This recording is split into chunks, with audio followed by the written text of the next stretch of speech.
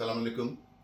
প্রায় 16 মাস পরে বাংলাদেশে যাচ্ছি আল্লাহর রহমতে। এর মধ্যে এই প্রান্ত ওই প্রান্ত দুনিয়ার এত জায়গায় ঘুরি। তো অনেক অনেক দিন ভাই বোন আম্মার সাথে দেখা হয় না। আমি এবার আসলাম দুবাইতে, আমার একটু ছোট্ট অফিসিয়াল কাজ ছিল, শেষ করে এই যে মুস্তাক বাইরে ছিলাম। তো আল্লাহর রহমতে আবার প্যাক করতেছি।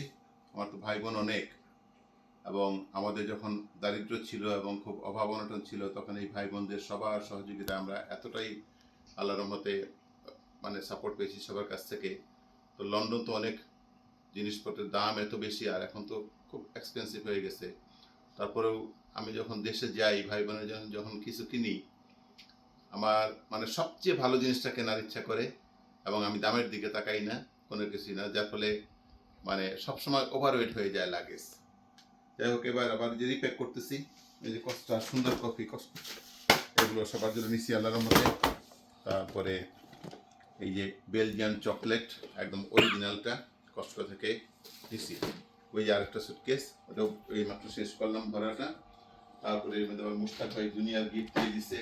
তারপর এমিরেটসের বস আমাকে আবার এয়ারবাস A380, তারপরে আরেকটা এমিরেটসের পলো শার্ট খুব সুন্দর, এগুলো গিফট করছেন আমাকে।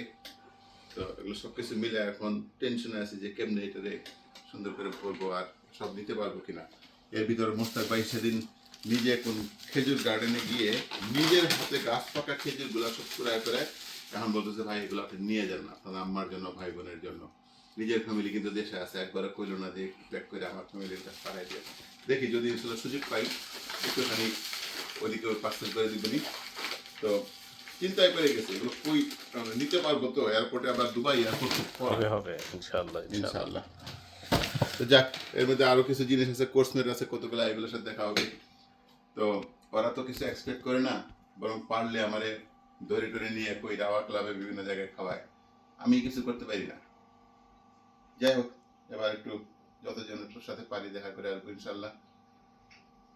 চিটাগাঙে যাওয়ার একটা প্রোগ্রাম আছে, গানা ডিস্টার্ব কলেজে অনেকটা প্রেজেন্টেশন আছে আল্লাহর মধ্যে গেস্ট স্পিকার হিসেবে। সবকিছু মিলে মাথা একদম এলোমেলো হয়ে আছে, কোনটা ছেড়ে কোনটা করবো, কোথায় যাব কখন যাবো, সবকিছু মিলে মানে দেশে যাওয়াটা একটা বিরাট পানিশমেন্ট। তার ভিতরে একটা শান্তি হলো যে সকলের সাথে দেখা হলো, একটা মন মানসিকতা একটু রিফ্রেশ হইলো, এই আর কি।